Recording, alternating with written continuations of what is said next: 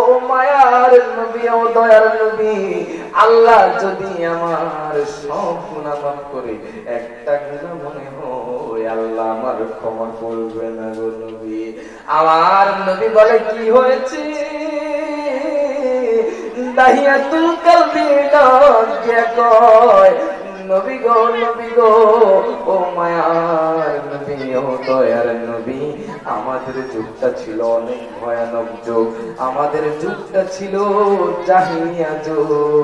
ওই যুগের মধ্যে সর্বপ্রথম যদি কন্যা সন্তান জন্ম হতো, ওই কন্যা সন্তানটাকে জ্যান্ত পুঁতে দেওয়া হতো। আর আল্লাহু আকবার কন্যা বাবা, ওই সন্তানগুলোকে যদি সর্বপ্রথম কন্যা সন্তান জন্ম হতো, ওই কন্যা সন্তানকে জ্যান্ত পুঁতে দেওয়া হতো নবী।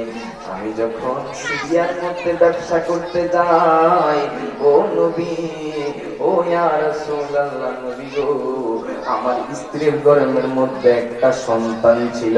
আমি আমার স্ত্রীকে ডাক দিয়ে গো, স্ত্রী রে, ও স্ত্রী, শুনো শুনো শুনো শুনো, তোমার গর্ভের সন্তানটা যদি ছেলে হয়, তুমি ওই সন্তানটাকে রেখে দিও। যদি মেয়ে হয়, ওই কন্যা সন্তানটাকে জ্যান্ত পুঁতে দিও। এই কথা বলে দাহিয়াতুল কলবি এই কথা বলে চলে গেলেন। দাহিয়াতুল কলবি চলে যাওয়ার পর কয়েক বছর যখন, কয়েক মাস যখন হলো, কয়েক মাস পরে ওই স্ত্রীর গর্ভের মধ্যে একটা কন্যা সন্তান হলো। এই কন্যা সন্তানটা এত সুন্দর ছিল, এই কন্যা সন্তানটাকে যখন দাহিয়াতুল কলবির স্ত্রী মাটিতে পুঁতে দেওয়ার জন্য রেডি হয়েছে, আর সহ্য হয় না, আর পারে না, এত সুন্দর কন্যা সন্তান, এই কন্যা সন্তানকে আমি কেমনে মাটিতে পুঁতে দিব? দাহিয়াতুল কলবির স্ত্রী এবার ওই কন্যা সন্তানটাকে মাটির মধ্যে পুঁতে দেয় নাই, এই কন্যা সন্তানটাকে রেখে দিল। কয়েক বছর যখন হলো, কয়েক বছর যাওয়ার পরে দাহিয়াতুল কলবি দেশে ফিরলো, নিজের গ্রামের মধ্যে ফিরলো, নিজের বাড়ির মধ্যে ফিরলো। দাহিয়াতুল কলবি ফিরার পরে যখন ঘরের মধ্যে ঢুকলাম, ইয়া রাসূলুল্লাহ, ইয়া হাবিবাল্লাহ, নবী গো, ও মায়ার নবী, একটা ছোট্ট এক ফুটফুটে একটা কন্যা সন্তান আমাকে জড়াইয়া দেয় না, বাবা বাবা বলে ডাকে নবী। ও ইয়া রাসূলুল্লাহ, নবী গো, আমি কত খারাপ ছিলাম, ও ইয়া রাসূলুল্লাহ, নবী গো, এত নিষ্ঠুর বাবা আমি ছিলাম। ওই কন্যা সন্তানটা গো, ইয়া রাসূলুল্লাহ, ওই কন্যা সন্তানটা আমাকে বাবা বাবা বলে যখন জড়িয়ে ধরেছে, আমার গায়ের মধ্যে মনে হয় যেন বিষ লেগেছে। আমার কাছে অনেক খারাপ লেগেছে গো নবী, আমার আর সহ্য হয় না। আমি স্ত্রীকে ডাক দিয়ে বললাম, ও স্ত্রী, শুনো শুনো, এই কন্যা সন্তানটাকার, এই মেয়েটাকে, এই কন্যা সন্তানটাকে। স্ত্রী ডাক দিয়ে কয়, দাহিয়াতুল কলবি, ও স্বামী, স্বামী গো, এই কন্যা সন্তানটা আর কারো সন্তান না, এই মেয়েটা আর কারো মেয়ে না। ও স্বামী, এই মেয়েটা হলো তুমি যে গত কয়েক বছর আগে সিরিয়ার মধ্যে যাওয়ার আগে বলেছিলা, তুমি যে বলেছিলা যদি কন্যা সন্তান হয় তবে কন্যা সন্তানটাকে জ্যান্ত মাটিতে পুঁতে দিও, যদি ছেলে সন্তান হয় তবে এই ছেলে সন্তানটাকে রেখে দিও। ও স্বামী গো, স্বামী, এত সুন্দর সন্তানটাকে, এত ফুটফুটে কন্যা সন্তানটাকে আমি মারতে পারি নাই, এত সুন্দর আমারে জামিলা। ও স্বামীরে দেখো না, দেখো না, তোমার কি একটু মায়া লাগে না স্বামী? দাহিয়াতুল কালবি তখন রাগে ভিতরে সব অবস্থা খারাপ হয়ে গিয়েছে। এত জিদ ছিল গো নবী, এত নিষ্ঠুর বাবা আমি ছিলাম। গত কয়েকদিন যখন হলো, দাহিয়াতুল কালবি ডাক দিয়া কয়, ও স্ত্রী রে, স্ত্রী রে, শোনো শোনো, ওই যদি আমি আমার কন্যা সন্তানটাকে নিয়ে একটা দাওয়াতের মধ্যে যাব, স্ত্রী তো খুশি, স্ত্রীর মেয়েটাকে সুন্দর করে সাজিয়ে দিয়েছেন, সুন্দর করে তখন সাজিয়ে দিয়েছেন। দাহিয়াতুল কালবি ওই কন্যা সন্তানটাকে নিয়ে মরুর দিকে গেলেন। মরুর দিকে যাইতে যাইতে দাহিয়াতুল কালবি এবার অনেকখানি যখন হয়ে গেল, অনেক গভীরের মধ্যে যখন গেল, দাহিয়াতুল কালবির গা দিয়ে ঘাম পড়তেছে।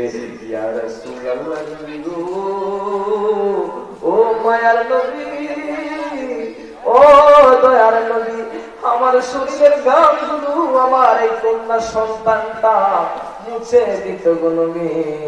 ওই কন্যা সন্তানটা আমার এই শরীরের ঘামগুলো মুছে দিয়েছে, কিন্তু আমার তবুও দয়া লাগে নাই, মায়া লাগে নাই। আরো কিছুক্ষণ যখন হাঁটলাম, ইয়া রাসূলুল্লাহ, নবী গো, ও মায়ার নবী, আরো কিছুক্ষণ যখন হাঁটতে হাঁটতে গভীর মরুভূমির মধ্যে গেলাম। গভীর মরুভূমির মধ্যে যাওয়ার পরে আমি আমার অস্ত্রটাকে বের করে মাটি খুঁড়তেছি, কবর খুঁড়তেছি। ওই মেয়েটা তো ছোট্ট গো, ও তো বুঝে না, ও তো বুঝে না কেমন কারণে বাবা মাটি খুঁড়তেছে। ইয়া রাসূলুল্লাহ, নবী গো, যখন আমি মাটি খুঁড়তে খুঁড়তে আমার এই কন্যা সন্তানটাকে মাটিতে খোঁড়ার পরে এই কন্যা সন্তানটাকে ধাক্কা দিলাম। ইয়া রাসূলুল্লাহ, নবী গো, আমার একটু মায়া লাগে নয়, আমার একটু দয়া লাগে নয়, ও মায়ার নবী, দয়ার নবী।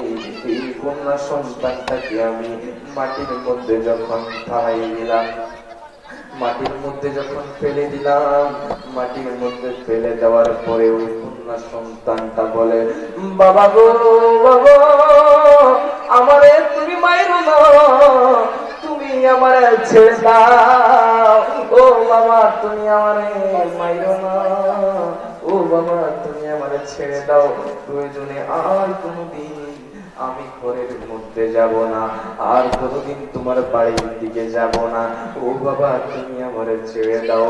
ও নবী, নবী, নবী, আমি এত নিষ্ঠুর ছিলাম, আমি আমার কন্যা সন্তানটার কথা শুনি নয়, আমি জানতো কন্যা সন্তানটাকে নির্দয়ার মতো কোনো দয়া আমার ছিল না, দয়াবানের মতো আমি কন্যা সন্তানটাকে জ্যান্ত মাটির মধ্যে পুঁতে দিলাম। ইয়া রাসূলুল্লাহ, নবী, আমি এত বড় গুনাহ করেছি, এত বড় পাপ করেছি। ইয়া রাসূলুল্লাহ, নবী গো, এখন কি আল্লাহ আমার গুনাহ মাফ করবেন?